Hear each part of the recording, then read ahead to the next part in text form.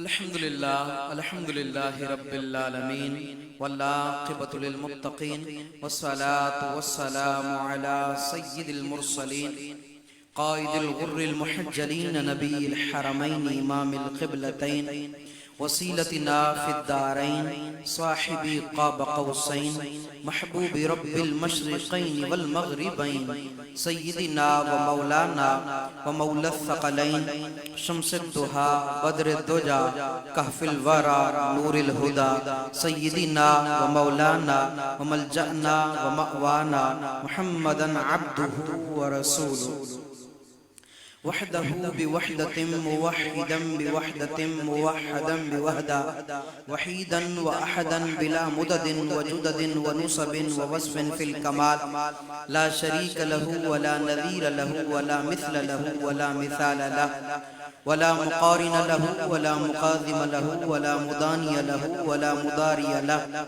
ولا جلد بلد ولد جسد رسو وجزو ونزو عزم له ولا جذب وصف عيب قاب بيت خصم له ومن يعبد بغيره من نبي وولي وتقي ونقي وحسين ونسيم وجميل وصغير فعليه الخسران والوبال فقد قال الله تبارك وتعالى في كلام المجيد والفرقان الحميد والبرهان الرشيد ألا إن أولياء الله لا خوف عليهم ولا هم يحزنون صدق الله مولانا العظيم وقال النبي صلى الله تعالى عليه وآله وسلم أنا كنت نبيا وآدم بين الماء والطين صدق رسوله النبي الكريم الأمين المتين الرؤوف الرحيم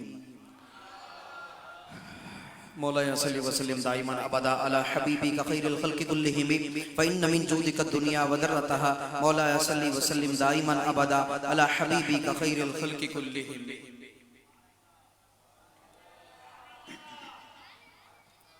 توجہ آپ نے میری طرف رکھنی ہے آفتاب ہدا مہتاب عطا در بحر و صفا معدن اتقا سید الاسفیاء احمد مجتبی جلوہ حق نما عکس نور خدا نور شمس و قمر ظلمتوں کے سحر راکب بحر و بر مالک خشک و تر نطق شیریں اثر ذات والا گوہر رد ہر قیل و قال حق پہ محکم دلیل کبریا کے وکیل انبیاء کے کفیل حسن یوسف کے شباب دولہ معراج صاحب حل عطا شاہد ماتغا مکے کے تاجدار مدینے کے سردار رسولوں کے رہبر نبیوں کے افسر نور مجسم رسول محتشم شاہ آدم و بنی آدم حضور سیدی محمد مصطفیٰ احمد مجتبی صلی اللہ تعالی علیہ وآلہ وسلم کی ذات پر درود پاک پڑھنے کے بے شمار فضائل و برکات ہیں حدیث پاک میں آتا ہے قیامت کا دن ہوگا آدم علیہ السلام گرین کلر کا جبہ پہنے جلوگر ہوں گے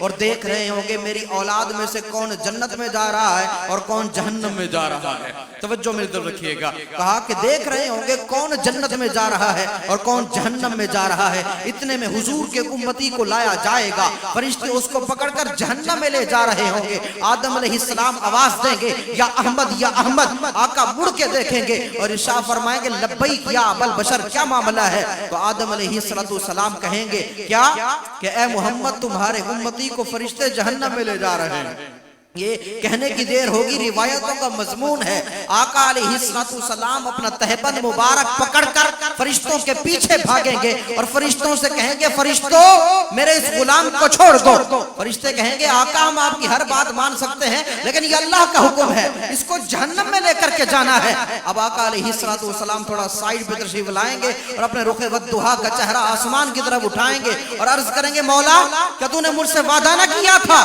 وَلَسَوْفَ يُعْطِيكَ ربک فترضا محبوب میں تحت الثری سے لے کر عرش اعظم تک کل کائنات کی رضاؤں کا مرکز تیری ذات کو بنا دوں گا تو آج مولا میری رضا اس میں ہے میرے اس غلام کو چھوڑ دیا جائے زمانے میں ایسا پیار کسی نے کسی سے نہیں کیا ہوگا جیسا پیار مصطفیٰ نے اپنی امت سے کیا ہے آج تو سگا بھائی بھی اپنے سگے بھائی سے بغیر مطلب بغیر غرض سے بات تک نہیں کرتا آقا کو ہم سے کوئی غرض نہیں کوئی مطلب نہیں تاریخ گواہ ہے بچپن کا عالم ہو جوانی کا عالم ہو بڑھاپے کا عالم ہو قبر کا आलम हो, मैदान महशर का आलम हो, आका अलैहिस्सलाम हमें कभी नहीं भूले।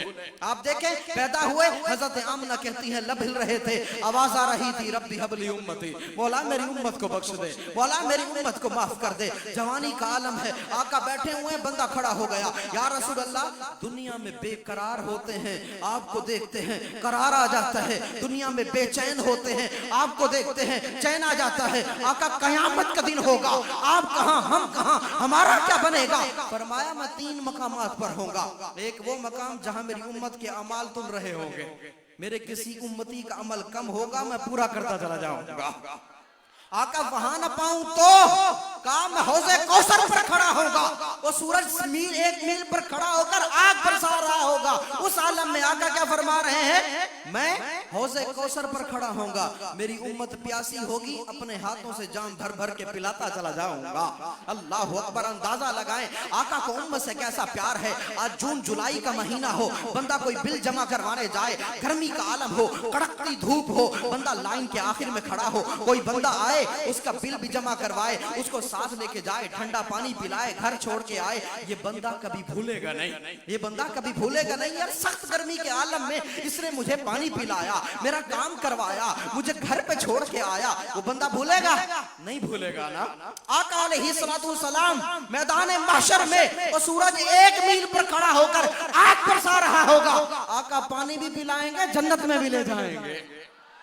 कहा कि मैं वहां पर खड़ा होगा, मेरी उम्मत प्यासी होगी, हाथों से जाम भर भर के पिलाता चला जाऊंगा। आका वहां ना पाऊं तो कहा मैं पुल सिरात पे खड़ा होऊंगा, मेरी उम्मत में से कोई गिरेगा तो संभालता चला जाऊंगा। अल्लाह अकबर। ऐसा प्यार आज तक किसी ने किसी से नहीं किया होगा, जमाना गवाह है। आका इरशाद फरमाते हैं, क्या फरमाया? जब इस दुनिया से जाहिरी पर्दा फरमाया आका अलैहिस्सलाम, फरमाया कि मैं अपनी कब्र अनवर के अंदर, अपने रोज़े अज़हर के अंदर कयामत तक उम्मती उम्मती करता रहूंगा। मौला मेरी उम्मत को बख्श दे, मौला मेरी उम्मत को बख्श दे।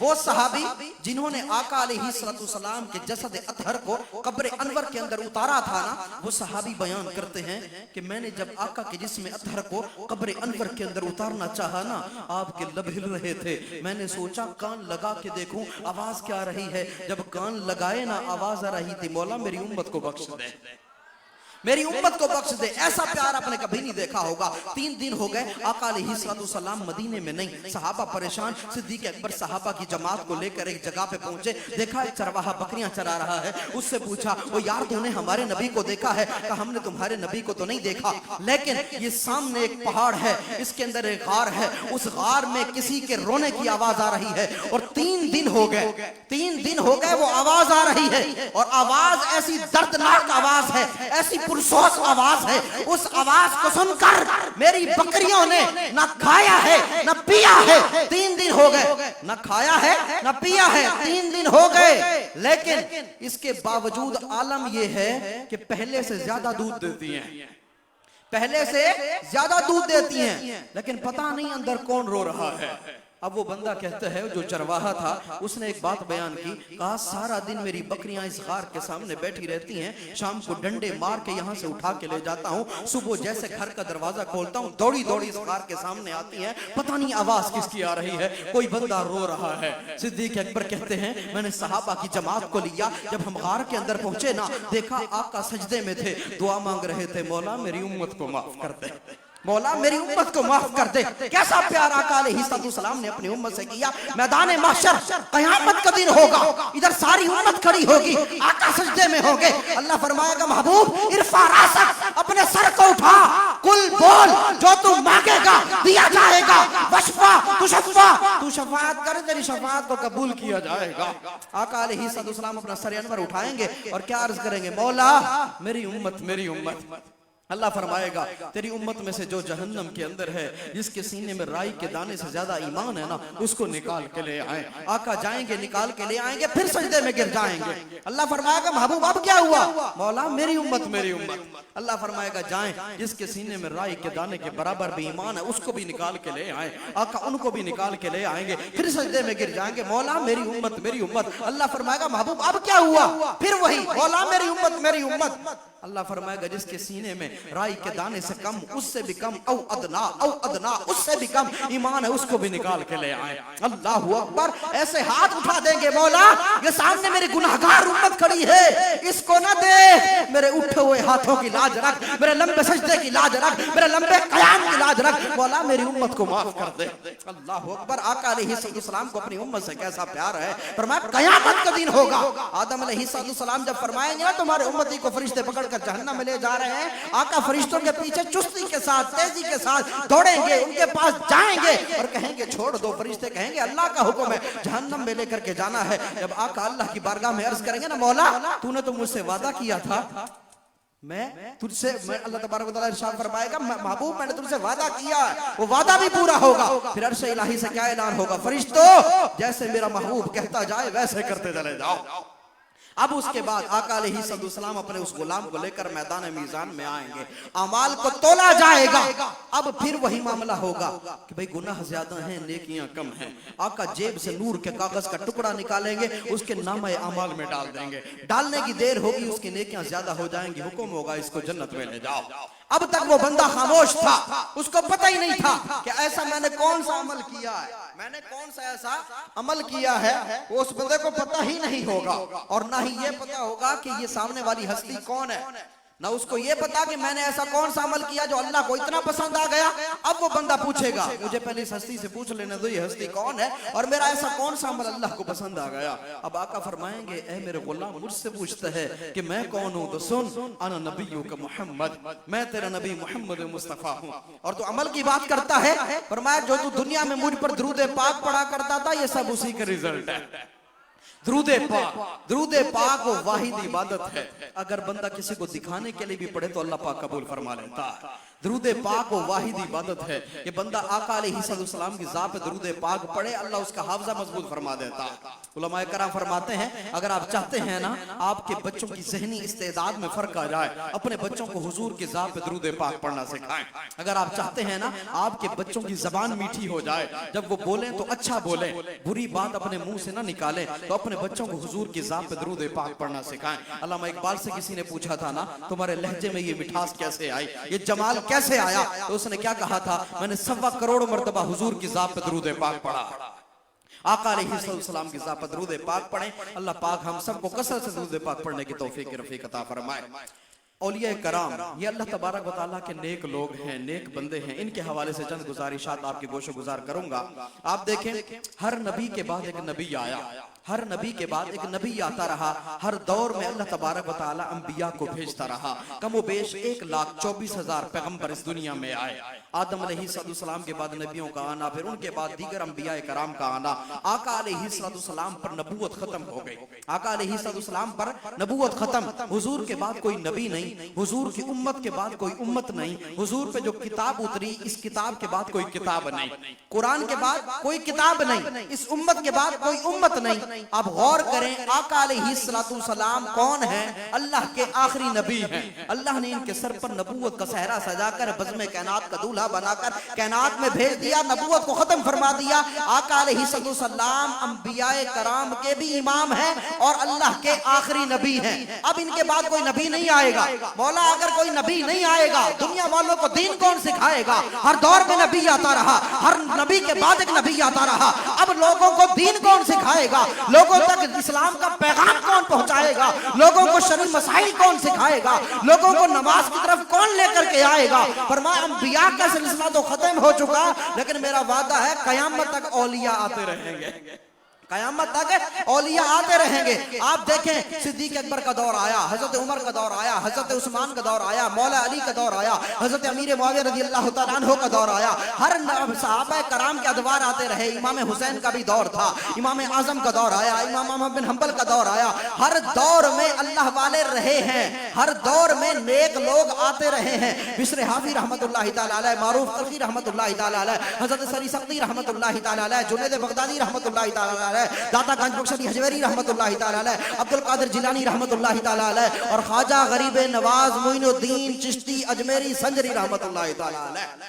ہر دور کے اندر اولیاء کرام آتے رہے ہیں اور یہ سلسلہ قیامت تک جاری رہے گا. ہر دور میں اولیاء کرام آتے رہیں گے اور دنیا والوں کو انشاءاللہ دین بھی سکھاتے رہیں گے اور ہدایت کی طرف لے جاتے رہیں گے. اور دوسری بات آپ دیکھیں شیطان یہ اللہ تبارک و تعالیٰ کی طرف سے جب مردود ہوا, رجیم ہوا, ملعون ہوا, تو اس نے پتہ کیا کہا تھا؟ مولا میں تیری بارگاہ سے جا تو رہا ہوں لیکن تیرے بندوں کو گمراہ کرتا رہوں گا, تیرے بندوں سے گناہ کرواتا رہوں گا.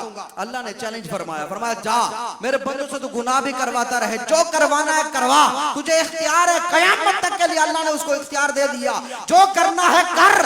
میرے بندے اگر ساری زندگی گناہ کرنے کے بعد ایک بار ہاتھ جوڑ کے معافی مانگ لیں گے, میں ان کے گناہوں کو معاف کر دوں گا. اللہ تبارک و تعالیٰ کی رحمت تو وسیع ہے. پھر اس کے اندر تفصیل حقوق العباد, حقوق اللہ کی وہ الگ معاملہ ہے. آپ دیکھیں کہ بندہ اگر اللہ تبارک و تعالیٰ سے سچے دل سے توبہ کر لیتا ہے, جو توبہ کے ارکان ہیں وہ سارے ادا کر لیتا ہے, معافی تلافی سارے معاملات, اللہ تبارک و تعالیٰ اس کے گناہوں کو معاف فرما رہا ہے. فرمایا جا جس کو گمراہ کرنا ہے کر, لیکن اگر میرے بندے میری طرف دوبارہ رجوع کریں گے میں ان کو معاف فرما دوں گا. اللہ کی رحمت تو وسیع ہے نا. آپ دیکھیں شیطان کو اللہ نے اتنی طاقت دی ہے. آپ عموماً آپ نے یہ جملہ سنا ہوگا, میں جی فجر کی نماز کے لیے الارم لگایا تھا لیکن اٹھ نہیں سکا, آنے لگا تھا شیطان نے آنے نہیں دیا. ایسا ہی ہے نا, یہ جملہ عام فہم ہے, لوگ یہ کہہ دیتے ہیں یار فلاں کام میں نے کرنا تھا لیکن شیطان نے کرنے نہیں دیا. اب شیطان کون ہے؟ اللہ کا دشمن, عدو اللہ, اللہ کا دشمن ہے. اس کے پاس اتنی پاور ہے, اتنی طاقت ہے کہ وہ جو کرنا چاہے کر سکتا ہے. بندوں کو نماز نہ پڑھنے دے, یہ شیطان کے پاس طاقت ہے. شیطان ایک وقت میں دنیا کے کئی لوگوں کے ساتھ ہوتا ہے, یہ شیطان کے پاس پاور ہے. سارے ہی مانتے ہیں نا, ایسا ہی ہے, ہر بندہ مانتا ہے جس مسلک سے تعلق رکھتا ہے. جی میں نے کام کرنا تھا شیطان نے کرنے نہیں دیا. شیطان کے پاس یہ طاقت ہر بندہ مانتا ہے. حالانکہ شیطان ہے کون؟ اللہ کا دشمن ہے. او میاں جب خدا اپنے دشمن کو اتنی طاقت دے سکتا ہے تو اپنے دوستوں کو کتنی طاقت عطا فرمائے گا. جب شیطان جو ہے وہ لوگوں کو نماز سے روک سکتا ہے تو پھر خواجہ غریب نواز کی ایک نگاہ 90 لاکھ ہندوؤں کو کلمہ بھی پڑھوا سکتی ہے. آپ دیکھیں کہ اللہ والوں کی پھر اپنی شان ہوتی ہے. اگر یہ بندہ گمراہ کر سکتا ہے, یہ لوگوں کو گمراہ کر سکتا ہے, تو اللہ والے لوگوں کو ہدایت پر بھی لا سکتے ہیں. اللہ والوں کو بھی جو ہے اللہ تبارک و تعالیٰ نے بڑے اختیارات عطا فرمائے ہیں. ہر دور میں اولیاء کرام کا جو ہے وہ نزول ہوتا رہا ہے, ہر دور میں یہ لوگ ہوتے رہے, ان کا ظہور ہوتا رہا. لیکن ان لوگوں کی کرامتیں اپنی جگہ, ان لوگوں نے یہ مقام پایا تو پایا کیسے؟ آج ہم جب لوگوں کو بتاتے ہیں نا اللہ کے ولی کے پاس اتنی طاقت تھی, انہوں نے یہ کر دیا تو وہ کر دیا, تو جو پڑھا لکھا طبقہ ہے وہ اس بات کو تسلیم بھی کر لیتا ہے. جو دینی طور پر جو لوگ پڑھے لکھے ہوتے ہیں وہ اس چیز کو مانتے ہیں. لیکن جو بندہ زیادہ پڑھا لکھا نہیں ہوتا یا اس کا اٹھنا بیٹھنا اچھے لوگوں کے ساتھ نہیں ہوتا, بد مذہبوں کے ساتھ ہوتا ہے, تو وہ بندہ تھوڑا ٹائم لگاتا ہے اس بات کو سمجھنے میں. یہ کیسے ہو سکتا ہے؟ مردے زندہ کرنا کا کام تو اللہ کے انبیاء کا ہے, اللہ کا ہے. یہ اللہ کے نیک بندے کیسے کر سکتے ہیں؟ فلاں کام کرنا تو اس کا تھا, یہ بندہ کیسے کر سکتا ہے؟ تو یاد رہے ان لوگوں نے یہ مقام ایسے نہیں پایا, اپنے رب کو راضی کیا, اپنے رب کو راضی کیا. ساری زندگی میں کبھی حرام نہیں کھایا. آپ دیکھیں امام اعظم کا کتنا بڑا نام ہے, کروڑوں حنفیوں کے پیشوا ہیں, امام ہیں, سردار ہیں, سرتاج ہیں, بہت بڑا نام ہے امام اعظم کا. ان کی کرامتیں بھی ہیں, لیکن بتانا یہ مقصود ہے انہوں نے یہ مقام پایا کیسے, عبادت ان کی کیسی تھی, ریاضت ان کی کیسی تھی, ان کی قرآن کی تلاوت کیسی تھی, یہ لوگ اللہ کے احکام پر عمل پیرا کیسے ہوتے تھے. آپ غور کریں, امام اعظم نے اپنی زندگی میں 55 حج کیے ہیں. کتنے؟ 55 حج. جب آخری حج میں گئے نا, انہوں نے کعبے کا دروازہ کھلوایا تھا, کہا تھا میں نے اندر جانا ہے, اپنے رب کو راضی کرنا ہے. اندر گئے, عبادت کیسی کی تھی؟ ایک پاؤں پہ کھڑے ہو کے اللہ اکبر کہا, اور اس رکعت کے اندر سورہ فاتحہ کے بعد آدھا قرآن ختم کر دیا. آدھا قرآن پڑھ لیا, پھر رکوع کیا, 2 سجدے کیے, پھر کھڑے ہوئے, دوسرے پاؤں پہ کھڑے ہوئے, اور پھر سورہ فاتحہ پڑھنے کے بعد بقیہ آدھا قرآن پڑھ دیا. اس کے بعد سلام پھیرا اور دعا مانگی, مولا یہ بندہ تیرا عاجز ہے, حقیر ہے, کمتر ہے, عبادت کا حق ادا نہیں کر پایا, لیکن مولا میں تجھ سے محبت بڑی کرتا ہوں. کعبے کے کونے سے آواز آئی, ابو حنیفہ ہم نے تیری عبادت کو, محبت کو, چاہت کو, عقیدت کو قبول کیا ہے, جو تیری پیروی کرے گا ہم اس کو بھی معاف کر دیں گے. یہ انہوں نے مقام ایسے نہیں پایا نا, انہوں نے بڑا کچھ کیا, عبادتیں کی, ریاضتیں کی ہیں. اور امام اعظم کے بارے میں آتا ہے کہ آپ کا جس جگہ پہ وصال ہوا ہے اس جگہ پر آپ نے 70,000 مرتبہ قرآن کریم کا ختم کیا ہے.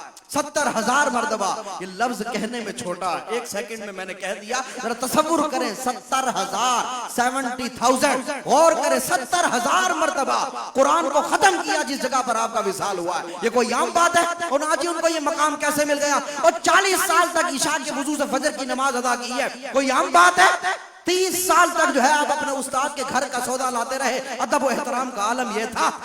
امام حماد آپ کے استاد تھے, ان کی زوجہ نے زبردستی کہا کہ اب آپ ہمارے گھر کا سودا نہ لایا کریں, اتنے بڑے امام ہیں, آپ کا نام ہے. آپ نے پھر رویا کرتے تھے اور کہا کرتے تھے کہ آپ نے مجھ سے یہ سعادت چھین لی ہے. بزنس مین بھی تھے, عبادت گزار بھی تھے, راتوں کو ساری رات نوافل بھی ادا کیا کرتے تھے. اور تقوی کا عالم کیا تھا, حرام سے کتنا بچتے تھے. آپ دیکھیں کوفہ کے اندر ایک مرتبہ بکریاں چوری ہو گئیں, بکریاں چوری ہو گئیں. آپ نے لوگوں سے پوچھا بکری کتنے عرصے تک زندہ رہ سکتی ہے؟ جتنی مدت انہوں نے بتائی نا اتنے عرصے تک آپ نے بکری کا گوشت نہیں کھایا.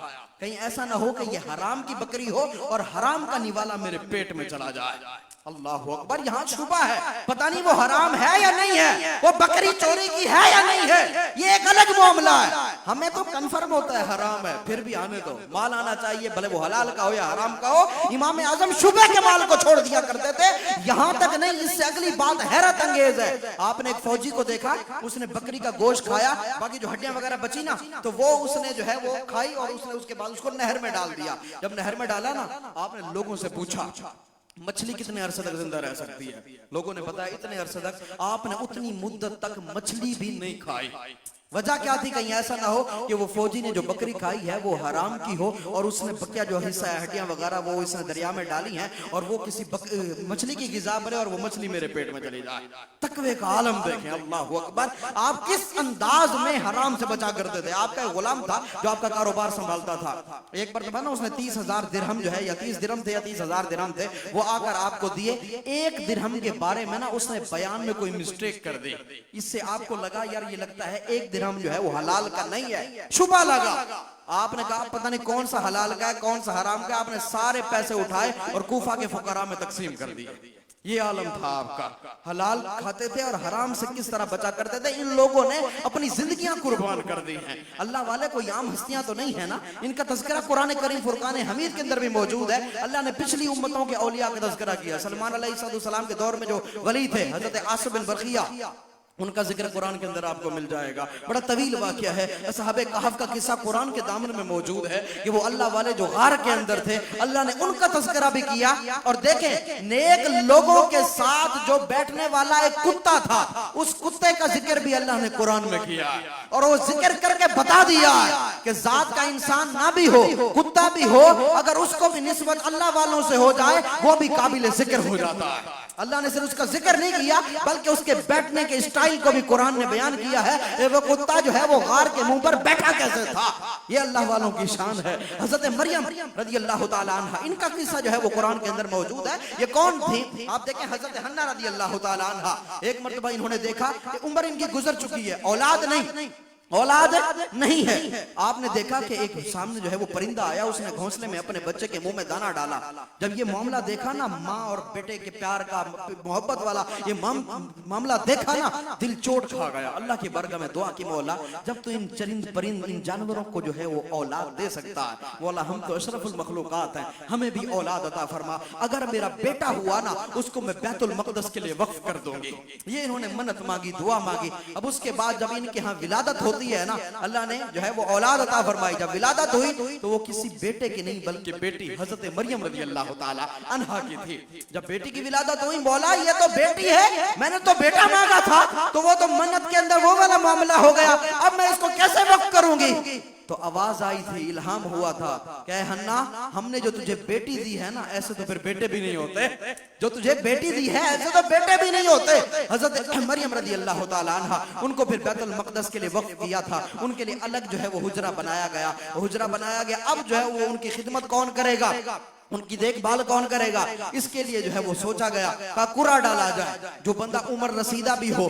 اب جو ہے وہ کافی سارے لوگ آگئے، بہت بڑی سعادت تھی۔ اب جو ہے ان میں حضرت زکریا علیہ السلام بھی تھے، وہ بھی آئے تو قرہ میں ان کا نام آ گیا۔ ان کی 120 سال عمر تھی، کتنی؟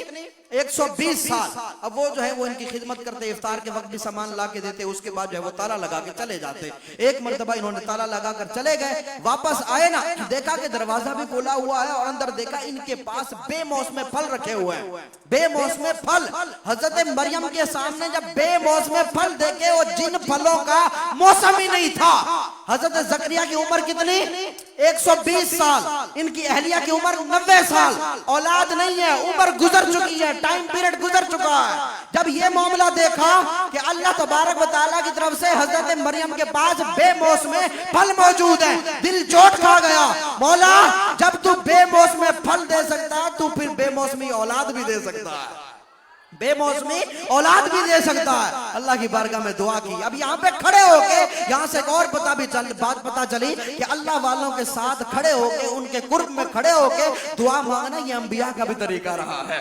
حضرت زکریا علیہ السلام نے دعا مانگی، مولا جب تو بے موسم پھل دے سکتا ہے تو بے موسمی اولاد بھی دے سکتا ہے، مولا میں تجھ سے اولاد کا سوال کرتا ہوں۔ پھر آواز آئی، اے زکریا ہم تجھے یحییٰ کی بشارت دیتے ہیں، ہم تجھے یحییٰ کی بشارت دیتے ہیں۔ پھر ان کے ہاں حضرت یحییٰ کی ولادت ہوتی ہے تو اللہ والوں کا تذکرہ قرآن کے دامن میں بھی موجود ہے۔ یہ نیک لوگ تھے، یہ اللہ والے تھے۔ حضرت مریم علیہ السلام، ان کا تذکرہ قرآن کے اندر موجود، اصحاب کہف کا ذکر قرآن کے دامن میں موجود ہے۔ ان نیک لوگوں کا تذکرہ اللہ تبارک و تعالیٰ نے قرآن میں کیا۔ اب آقا علیہ السلام کی امت کے اولیاء، ان کو اللہ نے بڑی شانیں، بڑی عظمت عطا فرمائی ہیں۔ آپ نے امام اعظم کے بارے میں سنا، اس کے آگے چلتے چلے آئے حضرت معروف کرخی رحمت اللہ تعالیٰ علیہ، جنید بغدادی رحمت اللہ تعالیٰ علیہ۔ اور یاد رہے ہر بندہ نہ کسی کا مرید تھا، یہ فیض لیتے رہے۔ ان لوگوں کو پتا تھا کہ ان کی صحبت میں بیٹھنے سے جو فیض ملتا ہے نا، وہ کتابیں پڑھنے سے بھی حاصل نہیں ہوتا۔ یاد رہے اللہ والوں کی صحبت میں بیٹھنے سے وہ کچھ نصیب ہوتا ہے جو کتابوں سے بھی نہیں مل پاتا۔ امام اعظم رحمت اللہ تعالیٰ علیہ بہت بڑا نام ہے۔ آپ امام جعفر صادق کے مرید تھے، ان کے پاس آپ نے ایک عرصہ گزارا، 2 سال آپ نے ان کے پاس گزارے، علم حاصل کیا۔ اس کے بعد جب لوگ آپ سے پوچھا کرتے تھے نا قبلہ آپ کی عمر کتنی ہے، آپ فرماتے تھے میری عمر 2 سال ہے، میری عمر 2 سال ہے۔ لوگ حیران ہو جاتے کہ آپ کی عمر تو بہت زیادہ ہے، تو 2 سال کیسے؟ کہا میری عمر وہی ہے جو میں نے امام جعفر صادق کے قدموں میں گزاری ہے، جو میں نے اللہ والوں کے قدموں میں گزاری ہے، میری عمر ہی وہی ہے۔ یہ امام اعظم رحمت اللہ تعالیٰ علیہ کی شان۔ اور ان لوگوں نے اپنے جو جن سے انہوں نے اکتساب کیا، فیض حاصل کیا، پھر ان کی خدمت کا بھی حق ادا کیا۔ آپ دیکھیں بایزید بستامی رحمت اللہ تعالیٰ علیہ، یہ جو ہے امام جعفر صادق کے پاس ایک عرصے تک رہے، ایک عرصے تک۔ ایک مرتبہ آپ کے جو ہے وہ امام جعفر صادق رحمت اللہ تعالیٰ نے فرمایا ذرا الماری سے کتاب نکال کے دو، الماری سے کتاب نکال کے دو۔ کہ مجھے تو نہیں پتا الماری کہاں ہے۔ کہیں اتنا عرصہ ہو گیا میرے پاس آئے ہوئے بیٹھے ہوئے، پتا نہیں الماری کہاں ہے۔ کہ مجھے تو نہیں پتا کہ الماری کہاں ہے، مجھے تو صرف 2 چیزوں کا پتا ہے، یا آپ کے جملوں کا پتا ہے یا آپ کے جلووں کا پتا ہے۔ میں تو صرف آپ کو دیکھتا رہتا ہوں، آپ کی باتیں سنتا رہتا ہوں۔ جب یہ معاملہ دیکھا نا، آپ کے پیر صاحب ایسے خوش ہوئے، فرمایا تم اب یہاں نہ رہو، اٹھو اور بستام چلے جاؤ، جس مقام پہ تم نے پہنچنا تھا تم اس مقام پہ پہنچ چکے ہو۔ ان لوگوں نے اپنے پیر کی خدمت ہی ایسی کی ہے۔ آپ دیکھیں بابا فرید الدین گنج شکر رحمت اللہ تعالیٰ علیہ، یہ خواجہ قطب الدین بختیار کاکی رحمت اللہ تعالیٰ علیہ کے مرید تھے۔ یہ دہلی کے اندر ایک مرتبہ کھڑے ہوئے تھے، کسی نے آ کے نا آپ سے راستہ پوچھا، پرچی دکھائی، آپ نے کہا مجھے نہیں پتا یہ راستہ کہاں ہے۔ بندہ کہنے لگا کہ نئے آئے ہو؟ کہ نہیں 13 سال گزر چکے ہیں۔ 13 سال ہو گئے اس شہر میں رہتے ہوئے اور یہ پتا نہیں یہ راستہ کہاں جاتا ہے؟ کہا نہیں، مجھے صرف 2 گلیوں کا پتا ہے، ایک وہ گلی جو قطب الدین کے در پہ جاتی ہے، دوسری وہ جو وہاں سے واپس آتی ہے۔ یہ لوگ اپنے پیر کی محبت میں فنا تھے، ہر بندہ کسی نہ کسی کا مرید رہا ہے۔ خواجہ جو ہے وہ نظام الدین محبوب الہی رحمت اللہ تعالیٰ علیہ، بہت بڑا نام ہے، بہت بڑا نام ہے، اولیاء کرام کے سردار بھی ہیں۔ آپ دیکھیں کہ اتنا بڑا نام، یہ کس کے مرید تھے؟ بابا فرید الدین گنج شکر رحمت اللہ تعالیٰ علیہ کے مرید تھے۔ بابا فرید الدین گنج شکر رحمت اللہ تعالیٰ علیہ کن کے مرید تھے؟ خواجہ قطب الدین بختیار کاکی رحمت اللہ تعالیٰ علیہ کے مرید تھے۔ خواجہ قطب الدین بختیار کاکی رحمت اللہ تعالیٰ علیہ کن کے مرید تھے؟ یہ حضرت خواجہ معین الدین چشتی اجمیری سنجری رحمت اللہ تعالی علیہ کے مرید تھے. حضرت خواجہ معین الدین چشتی اجمیری سنجری رحمت اللہ تعالی علیہ کس کے مرید تھے؟ یہ حضرت خواجہ عثمان ہارونی رحمت اللہ تعالی علیہ کے مرید تھے.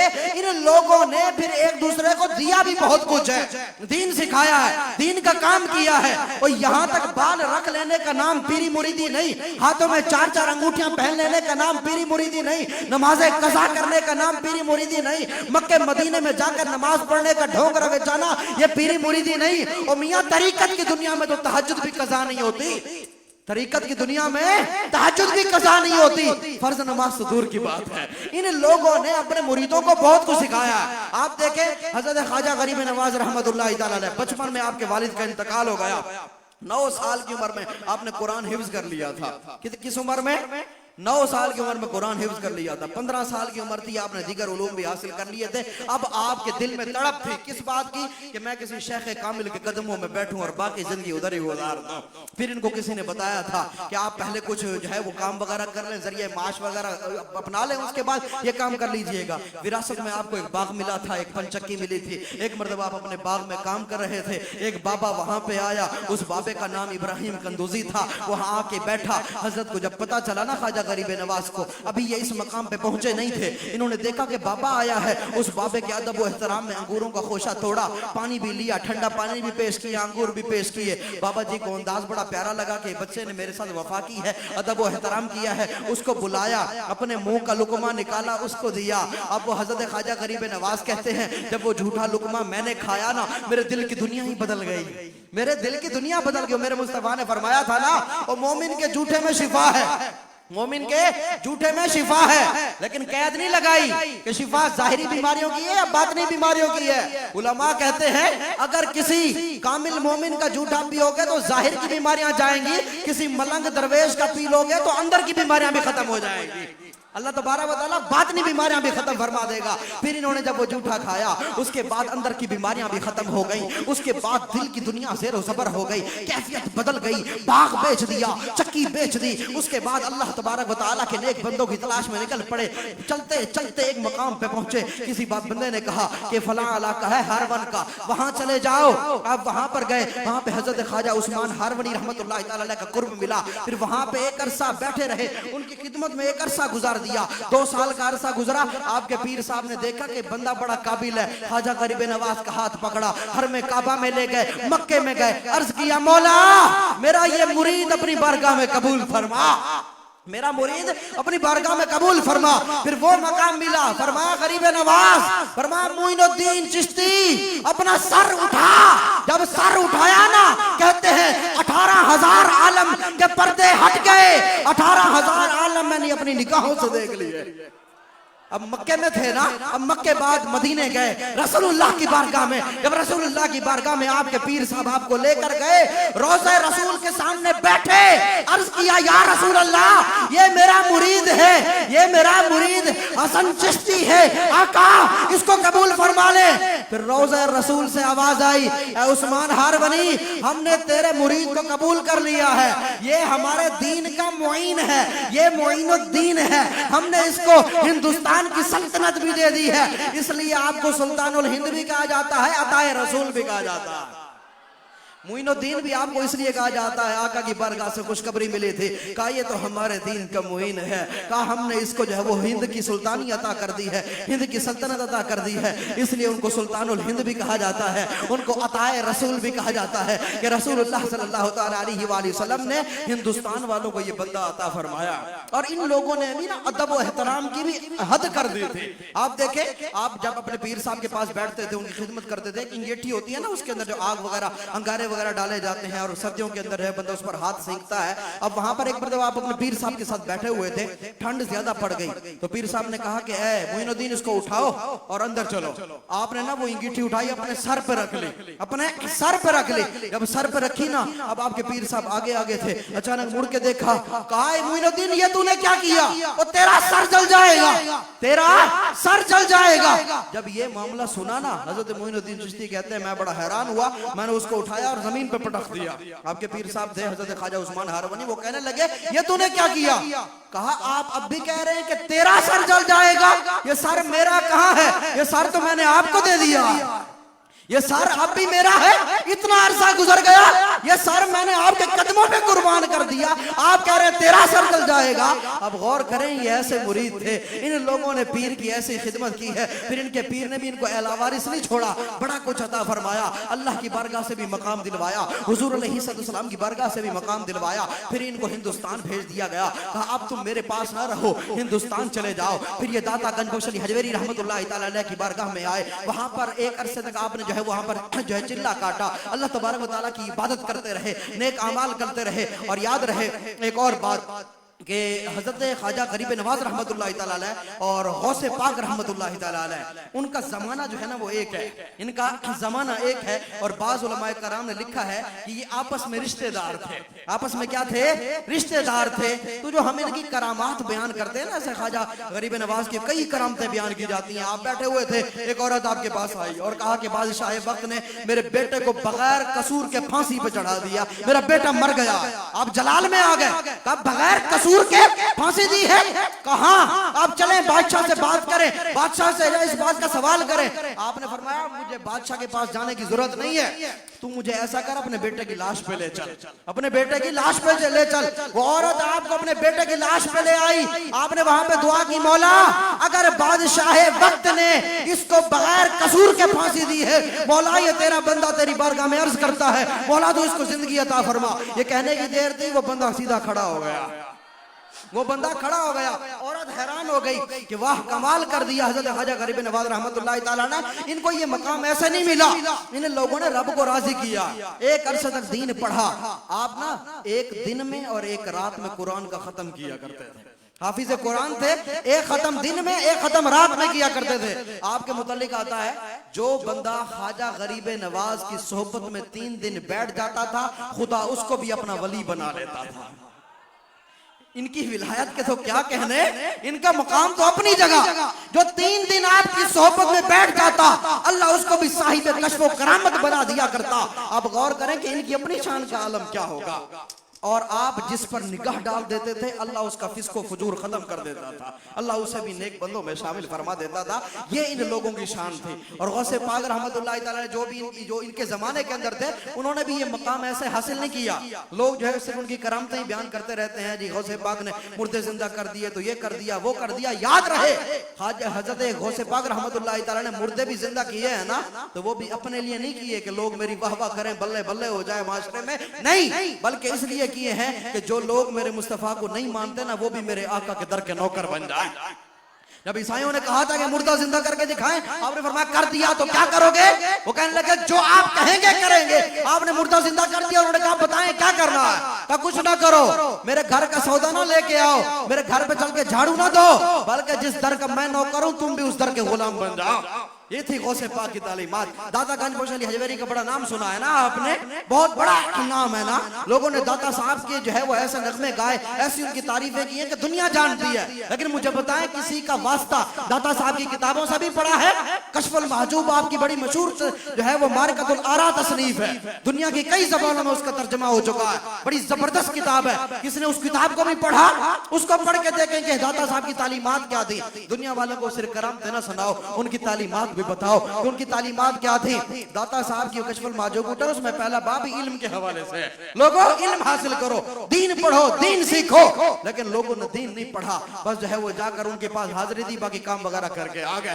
کہا دین پڑھو، علم سیکھو، عالم عالم ہوتا ہے، جاہل جاہل ہوتا ہے۔ قل هل يستوي الذين يعلمون والذين لا يعلمون، محبوب دنیا والوں کو بتا دو عالم اور جاہل کبھی برابر نہیں ہو سکتے، عالم عالم ہوتا ہے، جاہل جاہل ہوتا ہے۔ وہ شیطان نے نہیں اپنے شتونگڑوں کے ساتھ بیٹھا تھا، اس نے کہا ہاں بھی کارکردگی دو، آج کیا کام کیا ہے؟ کسی نے کہا میں نے میاں بیوی میں طلاق کروا دی، کسی نے کہا میں نے جھگڑا پہنا دیا، کسی نے کیا کہا، کسی نے کیا کہا۔ ایک شتونگڑا کھڑا ہوا، جی میں نے ایک بندے کو عالم بننے سے روک دیا، اٹھا اور اس کو سینے سے لگا دیا۔ باقی شتونگڑے ناراض کہ یہ کیا معاملہ ہے، ہم نے بڑے بڑے کام کیے، اس نے چھوٹا سا کام کیا، اس کو جو ہے وہ سینے سے لگا لیا۔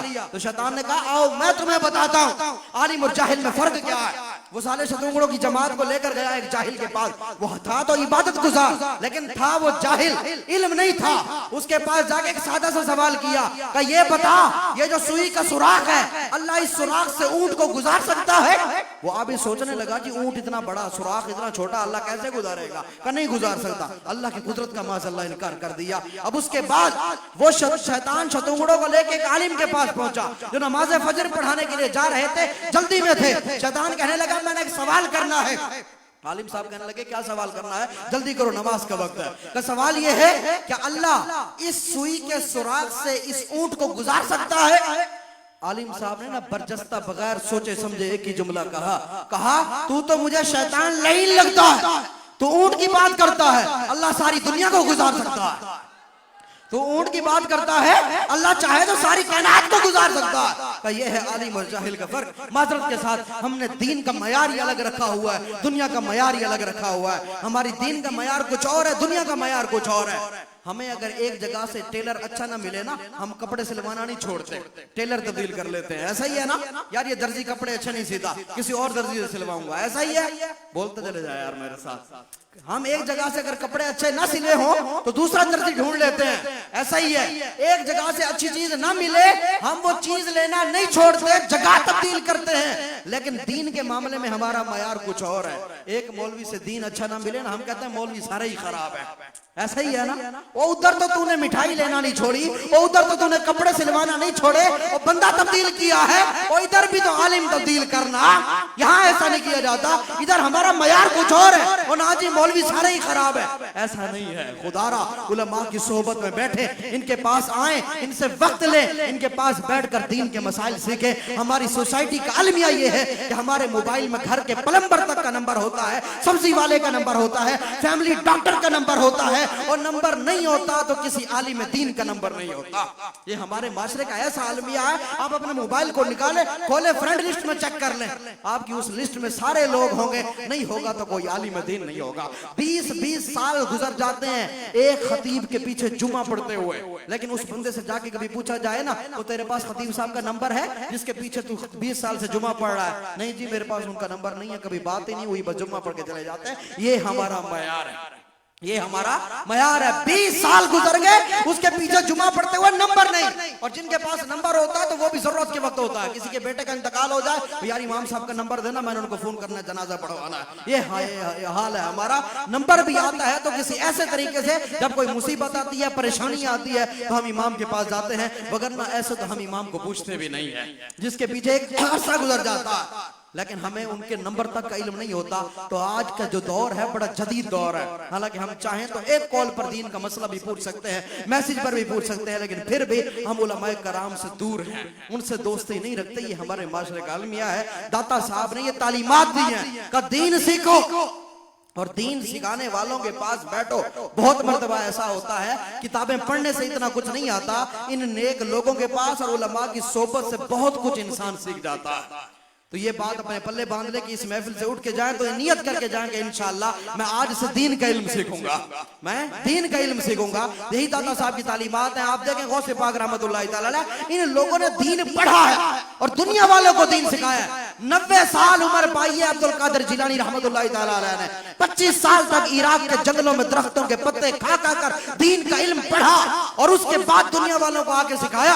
आप बयान नहीं करते थे, आप कहते थे नहीं पहले मैं पूरा आलिम बन जाऊं फिर बयान करूंगा।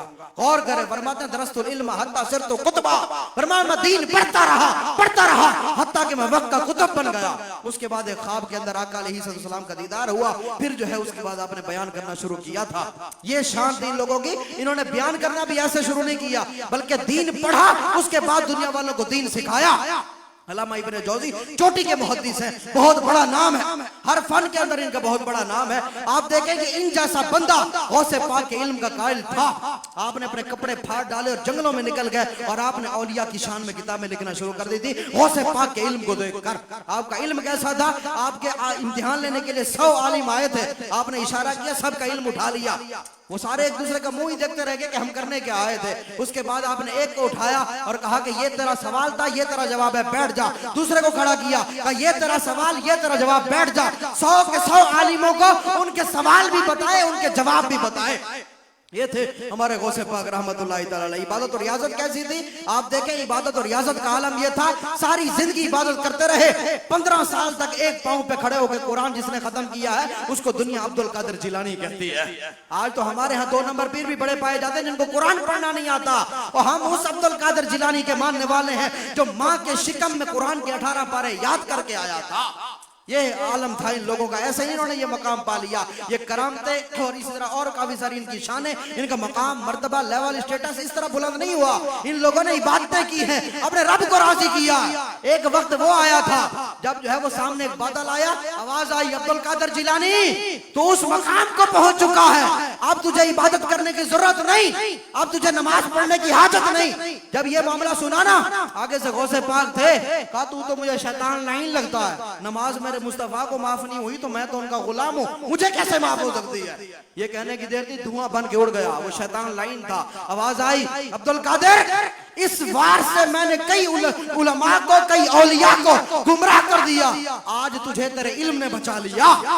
آگے غوث پاک تھے, فرما تو شیطان لائن مجھ پہ دوبارہ حملہ کرنا چاہ رہا ہے, مجھے میرے علم نے نہیں میرے رب کے فضل نے بچایا, میرے رب کے فضل نے بچایا. یہ وہ لوگ تھے جنہوں نے عبادتیں کی ہیں, رب کو راضی کیا ہے. اور آپ کے بارے میں 15 سال تک ایک پاؤں پہ کھڑے ہو کر قرآن ختم کرنا کوئی عام بات ہے. 25 سال تک دین پڑھنا, درختوں کے پتے کھا کر گزارا کرنا کوئی عام بات ہے. غور کریں, ان لوگوں نے یہ دین ایسے نہیں سیکھا. خواجہ غریب نواز رحمتُllahi تعالی علیہ کے بارے میں ایک دن میں, ایک رات میں قرآن ختم کرنا کوئی عام بات ہے. عبادتیں کی ہیں, ریاضتیں کی ہیں, ان لوگوں نے دنیا والوں کو دین سکھایا ہے. اور 90 لاکھ ہندوؤں کو کلمہ پڑھا دینا یہ کوئی عام بات ہے. ایک وقت وہ تھا جب بد مذہبوں کے ہاں جو ہے وہ جلسہ ہوا اور نیچے 50,000 لوگ بیٹھے تھے, 50,000 مولوی, 50,000 ملا, اور ایک بد مذہب نہیں بلکہ ہندو مت کو آ کر ممبر پر بٹھا دیا, سٹیج پر بٹھا دیا. اب غور کریں, 50,000 مولویوں کی 1 لاکھ نگاہیں وہ ایک اندرا گاندھی کو مسلمان نہ کر سکی, لیکن خواجہ غریب نواز کی ایک نگاہ نے 90 لاکھ ہندوؤں کو کلمہ پڑھا کے مسلمان کر دیا. یہ تھے خواجہ غریب نواز رحمتُllahi تعالی علیہ. کئی لوگ آپ کے ہاتھ پہ اسلام لائے, لاکھوں کی تعداد میں, ہزاروں لوگ آپ کے پاس آ کر انہوں نے اپنے گناہوں سے توبہ کی. آپ بیٹھے ہوئے, 7 کافر آ گئے, 7 کافر آ کے کہنے لگے, آپ کے جب کھڑے ہوئے نا, آپ نے اشارہ کیا, ان کا چہرہ زرد ہو گیا, ہاتھ کانپنے لگے. آپ نے فرمایا کہ تم لوگوں کو شرم نہیں آتی, آگ کی عبادت کرتے ہو؟ کہنے لگے ہم آگ کی عبادت اس لیے کرتے ہیں, یہ قیامت والے دن ہمیں جلائے گی نہیں, قیامت والے دن ہمیں جلائے گی نہیں. آپ نے فرمایا او ذلیلو, یہ آگ تمہیں تب نہیں جلائے گی تب جب تم خدا کی عبادت کرو گے, اگر خدا کی عبادت نہیں کرو گے یہ آگ تمہیں جلا دے گی. یہ جملہ کہا نا تو وہ کافر کہنے لگے, اگر آگ آپ کو نہ جلائے نا ہم ایمان لے آئیں گے, اگر آگ آپ کو نہ جلائے ہم مسلمان ہو جائیں گے. آپ نے فرمایا آگ کی کیا جمال ہے, آگ کی کیا جو ہے, فرمایا اس کی ہمت کیسے کہ مجھے جلائے. کہا آگ کی کیا مجال کہ مجھے جلائے, وہ تو میری جوتی کو بھی نہیں جلا سکتی. آپ نے اپنی جوتی اٹھائی, آگ میں پھینکی, جب آگ کے اندر پھینکی نا اس کے بعد دیکھا گیا, غیب سے آواز آئی, کہا اے آگ تیری کیا مجال کہ تو میرے دوست کی جوتیوں کو جلائے. یہ آواز سب نے سنی جو وہاں پر بیٹھے تھے. یہ آواز سننے کی دیر تھی کہ وہ 7 کافر قدموں میں گرے, کلمہ پڑھ کے ایمان لے آئے. خواجہ غریب نواز دور کی بات ہے, آگ کے اندر تو اتنی بھی تڑپ نہیں کہ وہ آپ کی جوتیوں کو جلا سکے. یہ ہیں اللہ والے, ان کو اللہ تبارک و تعالی نے بڑے اختیارات دیے ہوتے ہیں, لیکن یہ اس کا استعمال ایسی جگہ پہ کرتے ہیں جہاں دین کا فائدہ ہو رہا ہو. یہاں 7 بندے آپ کی کرامت دیکھ کے جو ہے وہ ایمان لے آئے تھے. اور بھی ایسے کئی واقعات ہیں, اور آپ کو اپنے مریدوں سے بڑی محبت تھی. کوئی بندہ سچے دل سے خواجہ غریب نواز کا وسیلہ دے کے اللہ سے دعا مانگے, اللہ اس کی دعا بھی قبول فرمائے گا. خواجہ غریب نواز رحمتُllahi تعالی اپنے ہر مرید سے محبت کرتے تھے. جو بھی آپ کا مرید وفات پا جاتا نا, اس کی قبر پہ جاتے, اس کو دفناتے, وہاں پر بیٹھ کے دعائیں مانگتے جب تک کہ اللہ تبارک و تعالیٰ کی طرف سے کوئی خوشخبری نہ ملتی. خواجہ قطب الدین بختیار کاکی کہتے ہیں, ایک مرید کا انتقال ہوا, آپ گئے اس کے جنازے میں, وہ جب اس کو دفنا دیا گیا نا, آپ رحمتُllahi تعالیٰ کافی دیر بیٹھے رہے. جب کافی دیر بیٹھے رہے نا, روتے رہے, اچانک اٹھے تو آپ کے چہرے پہ مسکراہٹ. میں حیران ہو گیا, میں نے پوچھا قبلہ خیر تو ہے, اب معمول سے ہٹ کر کافی دیر بیٹھے رہے تھے اور اس کے بعد اٹھ کر چلے گئے, اور خوش تھے یہ کیا معاملہ تھا؟ کہا جب اس کو دفنایا گیا نا عذاب کے فرشتے آ گئے عذاب دینے کے لیے، میں نے کہا اس کو عذاب نہ دو، انہوں نے کہا نہیں یہ بندہ بڑا گناہگار تھا، بدکار تھا، سیاکار تھا، ناہنجار تھا، بداتوار تھا، اس لیے ہم نے اس کو سزا دینی ہے۔ جب میں نے ان کو کہا کہ اس کو جو ہے وہ عذاب نہ دو، غیب سے آواز آئی فرشتوں اس کو چھوڑ دو، یہ ہمارے عثمان ہارونی کے مرید معین الدین کا مرید ہے، یہ ہمارے عثمان ہارونی کے مرید کا مرید ہے، ہم نے عثمان ہارونی کے صدقے اس کے مرید کو بخش دیا۔ خواجہ غریب نواز نے قطب الدین بختیار کاکی سے فرمایا تھا یار یہ بیعت بھی بڑی عجیب چیز ہے نا، ایسی یعنی دلی محبت ہو جاتی ہے، لیکن اس وقت جب پیر بھی کامل ہو نا، پیر بھی کامل ہو جو لوگوں کو طبیعت کے پیچھے نہیں بلکہ شریعت کے پیچھے چلائے، جو لوگوں کو شریعت کے پیچھے چلائے۔ آپ دیکھیں امام محمد رضا خان نور اللہ مرکزہ، آپ کا ذکر نہ کیا جائے شاید بات ادھوری رہ جائے، بات مکمل نہ ہو۔ آپ نے اپنے مریدوں کو اپنے متعلقین کو حضور کا در دکھایا ہے، آقا علیہ السلام کا دین سکھایا پڑھایا اور دنیا والوں کو شریعت کے پیچھے چلایا، اپنی طبیعت کے پیچھے نہیں چلایا۔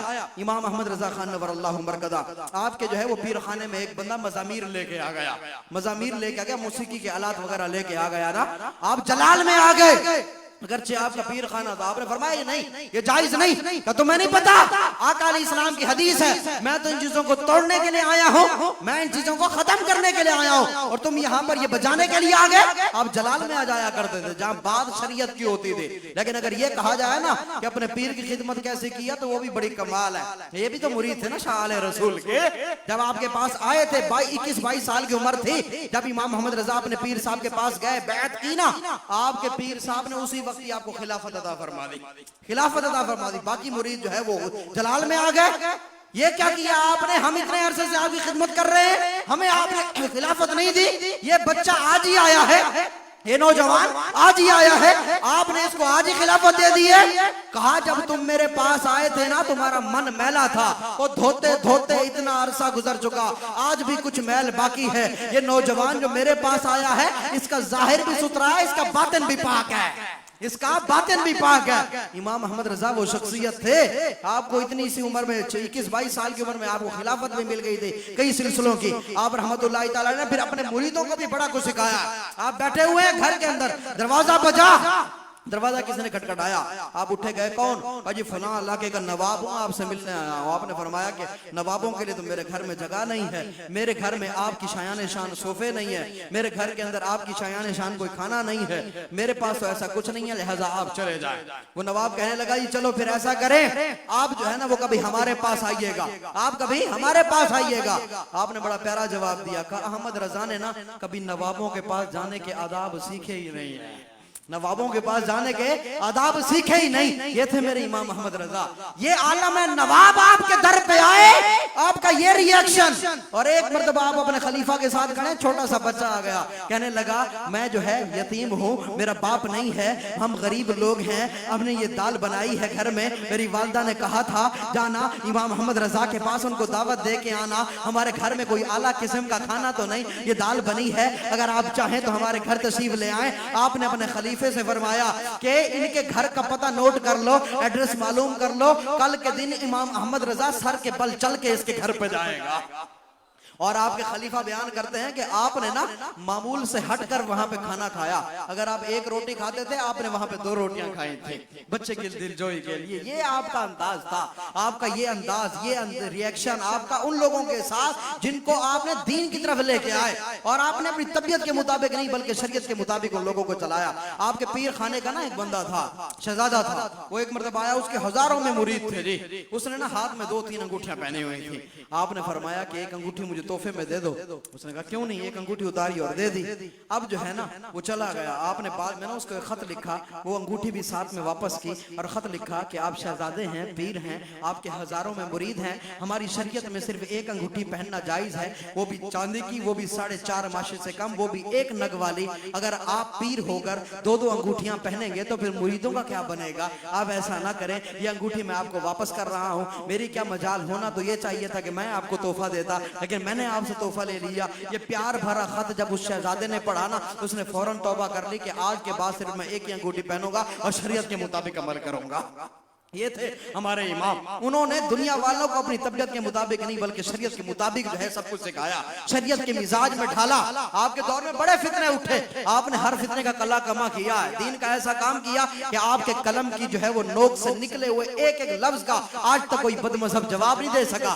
آپ کے دور میں ایسے ایسے فتنے اٹھے کہ دنیا حیران رہ گئی کہ لوگ کیا کہہ رہے ہیں. لوگوں نے کہا تھا نا آپ کے دور میں ہی کہ جی اگر نماز کے اندر جو چوپایوں کا خیال آ جائے نماز ٹوٹ جاتی ہے, حضور کا خیال جو ہے ان کے خیال آئے تو نماز نہیں ٹوٹتی, حضور کا خیال آ جائے تو نماز ٹوٹ جاتی ہے. اس کو ایک لوجک کے ساتھ بیان کیا, ایسے نہیں کہا دیکھو نماز کے اندر غیر اللہ کی تعظیم نہیں کی جاتی, غیر اللہ کی تعظیم نہیں صرف اللہ کی تعظیم. اب اگر آقا کا خیال آ جائے گا تو آقا کی تو بڑی تعظیم کی جاتی ہے, آقا کا ادب کیا جاتا ہے, تو غیر اللہ کا ادب نماز میں لگا, نماز ٹوٹ گئی. چوپائے تو ویسے ہی گھوڑے گدھے ان کا تو ویسے ہی کوئی ادب نہیں کیا جاتا, ان کی تو ویسے کوئی تعظیم نہیں, لہذا ان کا خیال آ جائے تو نماز نہیں ٹوٹے گی. یہ لوجک بیان کی, لوگ گمراہ ہو گئے. جب میرے امام کو پتا چلا آپ نے قلم اٹھایا اور دلائل قاہرہ باہرہ ظاہرہ سے ثابت کیا, انبار لگا دیا, کہا اس کا ایک جمالی جواب میں اگر یوں دوں تو یوں بھی کہا جا سکتا ہے.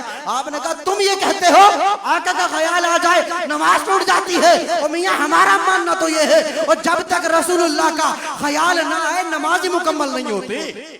آپ نے جو ہے وہ جامع ترمذی, سنن ابی داؤد اور بھی کئی کتابوں سے احادیث نکالی اور آپ نے انبار لگا دیا کہ تم نے حدیث نہیں پڑھی. وہ آقا علیہ السلام بیمار تھے, حجرے میں تھے, صدیق اکبر نماز پڑھا رہے تھے, صحابہ پیچھے پڑھ رہے تھے, ہوا کا جھونکا آیا, پردہ ہٹا, صحابہ نے نماز کے عالم میں رسول اللہ کا چہرہ دیکھا. جب دیکھا نا نماز کے بعد بیان کیا, کہا ہم نے دیکھا رسول اللہ کا چہرہ ایسے لگ رہا تھا ورقۃ مصحف, جیسے قرآن کی سورہ والضحیٰ کھلی ہوئی ہو. تم کہتے ہو خیال آ جائے نماز ٹوٹ جائے, وہ ادھر تو صحابہ نماز بھی پڑھ رہے تھے, حضور کو تک بھی رہے تھے, دیکھ بھی رہے تھے, نماز کے بعد حضور کا چرچا بھی کر رہے تھے.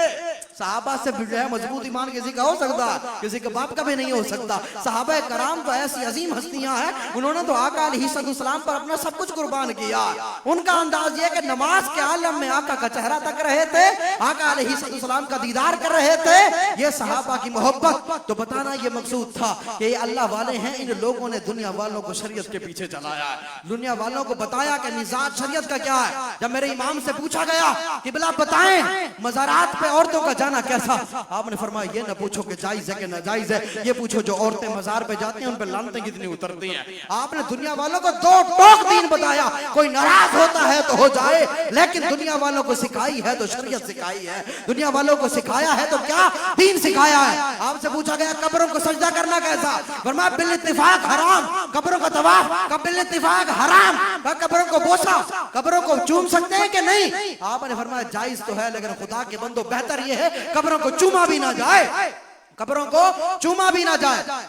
ایسے ہی لوگ جو ہے باتیں بنائیں گے یہ تو ہندوؤں کا طریقہ تھا, انہوں نے بھی شروع کر دیا. کہا چومنا جائز ہے لیکن بہتر یہ ہے کہ اس سے ہی بچا جائے. ہاں کسی کی طبیعت ایسی ہو جائے, مزاج ایسا ہو جائے, اس کی کیفیت سرور ایسا آ جائے, کوئی بندہ اس کنڈیشن میں چومے تو سمجھ میں بھی آتا ہے. جیسے حضرت بلال حبشی جب آقا علیہ السلام کا ظاہری وصال ہوا, مدینہ چھوڑ کے چلے گئے. جب مدینہ چھوڑ کے گئے نا, آقا علیہ السلام خواب میں آئے, آقا علیہ السلام خواب کے اندر آئے اور کیا ارشاد فرمایا تھا, بلال اتنی بے وفائی یار, میرا مدینہ چھوڑ کے چلے گئے, میرا مدینہ چھوڑ کے چلے گئے. یہ سننے کی دیر تھی, صبح اٹھے دوڑے دوڑے آقا کی برگاہ میں آئے, آقا کے مزار پر انوار پہ آئے, وہاں سے مٹی اٹھاتے سینے سے لگاتے, کبھی پیشانی سے لگاتے, کبھی آقا کی قبر کو بوسا دیتے. کہاں اگر کسی کی کیفیت یہ ہو جائے, اب اگر کوئی چومے تو سمجھ میں بھی آتا ہے, سمجھ میں بھی آتا ہے. ادھر تو حال ہی کچھ اور ہے, وہ یار موبائل پکڑنا, میں ذرا مزار پہ دعا مانگوں گا, میری تصویر بنا لینا, یہاں یہ حال ہوتا ہے. وہ میاں ادھر حال ہی کچھ اور ہے. اور بلال حبشی دوڑے دوڑے آقا علیہ السلام کے قدموں میں آئے, وہاں چوما. وہ کنڈیشن کیا تھی, وہ عشق کا عالم کیا تھا. اگر اس جیسی کیفیت ہو جائے بندہ چومے تو سمجھ میں بھی آتا ہے. اور ادھر کا اخلاص کا جو ہے وہ 6-6 کلومیٹر تک پتہ ہی نہیں ہوتا کہ اخلاص کہاں ہے. تو اب اگر کوئی بندہ چومتا ہے جیسی کیفیت بلال حبشی کی تھی, اب اگر کوئی چومے تو سمجھ میں بھی آتا ہے. یہ تھے اللہ والے لوگ, یہ تھے نیک لوگ. ان لوگوں نے اس انداز سے دین کی خدمت کی ہے. آپ دیکھیں میرے امام سے پوچھا گیا کیا میں حضور کی جالیوں کو چوم سکتا ہوں, کیا میں وہاں پہ جا کے جالیوں کو چوم سکتا ہوں. آپ نے فرمایا تیرا منہ اس قابل ہے کہ تم جالیوں کو چومے, یہ تھے میرے امام. کسی نے سوچے رضا کو پڑھے ہی نہیں, فکر رضا کو پڑھے ہی نہیں, اور لوگ اس طرح کی باتیں اٹھا کے ہمارے کھاتے میں ڈال دیتے ہیں. آخری بات حضرت سیدنا خواجہ غریب نواز رحمۃ اللہ تعالی علیہ کے حوالے سے. آپ بہت بڑی عظیم ہستی تھے. عبادت اور ریاضت کا عالم دیکھیں تو بے مثل و بے مثال ہے. پیر کی خدمت دیکھیں تو بے مثل و بے مثال ہے. اللہ تبارک و تعالیٰ کو راضی کرتے کرتے آپ کے 81 سال گزر گئے. 81 سال گزر گئے. اتنی آپ کی عمر تھی. دین پڑھا, لوگوں کو سکھایا, لوگوں کو مسلمان کیا, دین کی طرف لے کے آئے, کرامتیں بھی دکھائیں تو حضور کے دین کے لیے. اور آپ کون تھے؟ خواجہ غریب نواز تھے. غریبوں کو نوازتے تھے. آخری بات توجہ میری طرف رکھیے گا. آپ کو غریب نواز کیوں کہا جاتا ہے؟ بڑی مشہور وجوہات ہیں. آپ غریبوں کو بڑا نوازا کرتے تھے. ایسا ہی ہے نا. ایک جو ہے وہ صدری واقعہ آپ کو گوشو گزار کرتا ہوں, توجہ سے سنیے گا کہ آپ کو غریب نواز کیوں کہا جاتا ہے. آپ کا زمانہ اور غوث پاک کا زمانہ ایک تھا. ایک مرتبہ غوث پاک نے اعلان کر دیا, صدری واقعہ ہے, کہا غوث پاک نے اعلان کر دیا کہ جو کل صبح فجر کی نماز میرے پیچھے پڑھے گا وہ جنت میں جائے گا.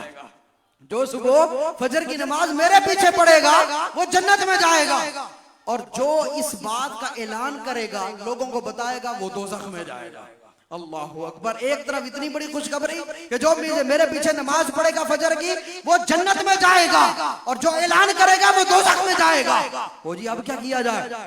صبح کا وقت ہو گیا, فجر کی نماز کا وقت آیا, غوث پاک مصلی پہ چڑھے. جب مصلی پہ آئے نا, دیکھا پوری مسجد کھچا کھچ بھر گئی ہے, عوام کا سمندر امنڈ آیا, جمع غفیر ہو گیا.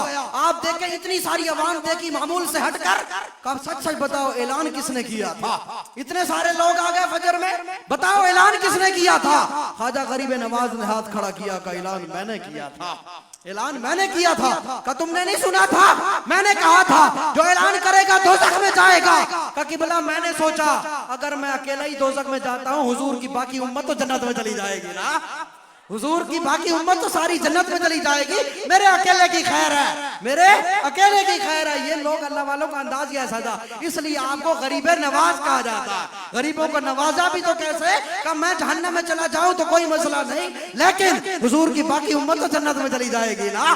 لیکن یہاں پر ایک اور بات بھی یاد رہے کہ اس طرح کے جملے ڈرانے کے لیے ہوتے ہیں. جیسے باپ کہتا ہے اپنے بیٹے کو, اگر تو نے یہ کام نہ کیا نا یا یہ کام کیا تو میں تیری ٹانگیں توڑ دوں گا. کوئی باپ توڑتا ہے اپنے بیٹے کی ٹانگیں؟ نہیں توڑتا نا. ڈرانے کے لیے کہتا.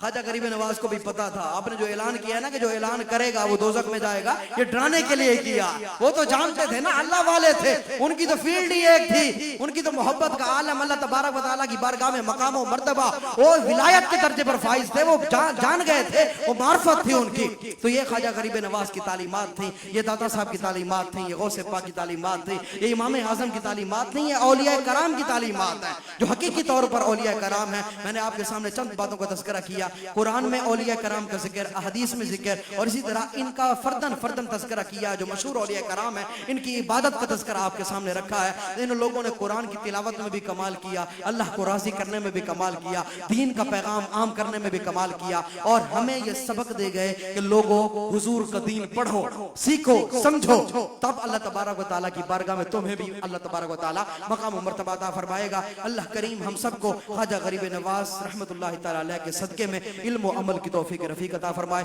وآخر دعوانا ان الحمد للہ رب العالمین.